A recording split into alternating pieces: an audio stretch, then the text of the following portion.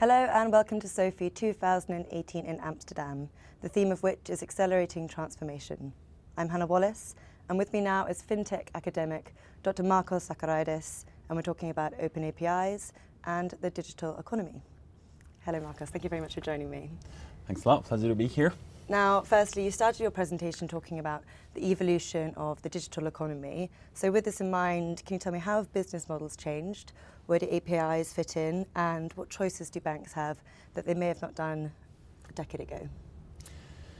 Generally speaking, I think we are seeing a trend, not just in the financial services sector, but in other industries as well, moving from more traditional kind of linear value chain business models where everything is integrated, everything is being offered by one particular company, to a more open, or what we'd like to say sometimes modular environment, where a lot of organizations interact with one another to offer a more distributed value chain and better solutions to customers.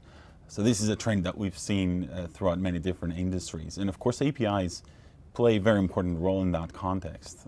APIs is a technology, it's quite simplistic to start with, but it's a technology that can really be used to accommodate and facilitate interactions between organizations, and more specifically an organization that somehow has been traditionally offering a particular service to customers in a more integrated way, and outside developers that can now can be brought in to add further value on top of this existing value, for example. So this is something that can specifically be utilized well in the banking sector as well. Through the PSD2 and open banking regulations around the world, obviously PSD specific to Europe, but we are seeing a trend of being adopted across in many different countries and territories around the world. This kind of a business model can be very effective. That's what we are studying at the moment as well. Some certainly exciting developments there. And now coming on to open banking, what would you say are the main challenges in this area? Of course, its industry is very specific. We cannot say that how platforms have been used in other industries will be like copy and paste into the banking sector. We have identified through a particular piece of research we have been doing for 3 years now. We've identified a series of challenges most of the banks are going through.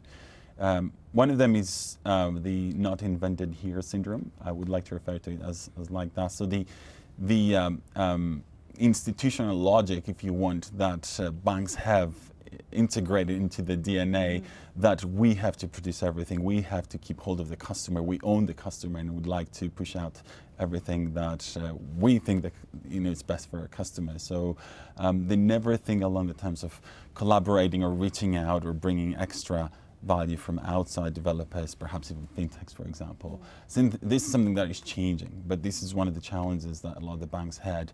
Of course, the banking sector is more information sensitive, so if somebody hacks your Facebook account, perhaps you don't mind so much, but if somebody hacks your current account or makes payments to your account or steals your identity somehow for that purpose, it's much more sensitive, it's much more concerning for clients. So we have seen a trend of security being a very important barrier, but also issue kind of like overall in the banking industry, going to a more distributed and more modular kind of environment where you build ecosystems and collaborations, etc.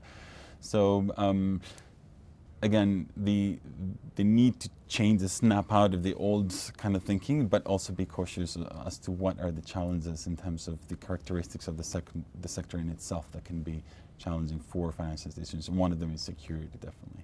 And there was an interesting thought from your presentation about who owns the customer. Could you expand on this and perhaps shed some advice, as it were, for banks trying to stay competitive today?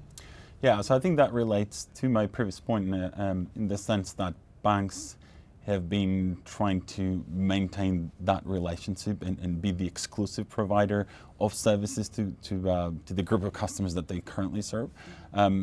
So I think where platforms point to and can be more effective is that creating value propositions for the customers, not just by yourself as a financial institution, but also bringing outside players into that relationship with the client. That doesn't necessarily mean that your image is being damaged, but the idea of you as a integrated supplier of services, your image is being transformed to a more open supplier who brings benefits to the customer by picking the best of the best out there in terms of value and somehow integrating it into their relationship with you as a customer.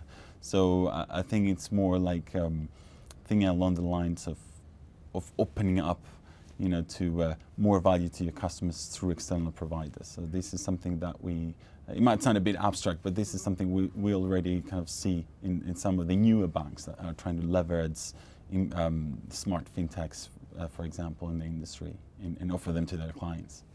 That's been really interesting. Thank you very much, Markos. Thanks for having me. And thank you for watching.